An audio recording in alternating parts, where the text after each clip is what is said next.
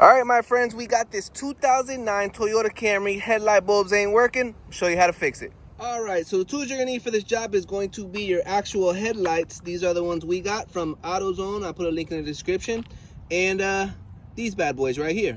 That's all you need. Let's go. All right, so once you get it open, you're gonna go ahead and locate your headlight.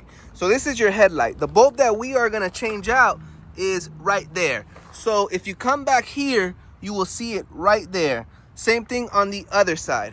This middle one is what we're changing out, and it's right there. So what I went and got were these headlight bulbs right here, H11s. I got them from AutoZone, and we're gonna go ahead and swap them. Let's go. All right, so all you're going to do when you get back here is turn this like that, and she will pop out nice and easily just like that. So one thing about these is you don't want to touch the actual bulb right there. You don't want to touch that. On this one, you can touch it because it's bad, but you don't want to touch it on the new one because there's oil on your finger, and that affects the lifespan. So let's go. And all it is a push button. See? Boom. See that? Pushing it.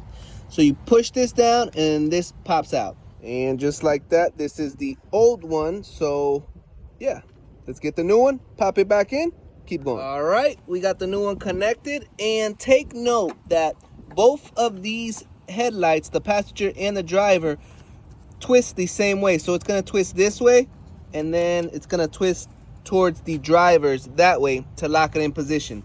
So to take it off, you go towards the passenger like that. To lock it, you twist it towards the drivers. So that's on both of them. They both change the same way. Look, right here, you're gonna go to the passenger, boom, just like that, and it'll pop out. All right, so yeah, pop that one in, be right back. And boom, easy peasy lemon squeezy, you fixed your headlight. See that? They both work.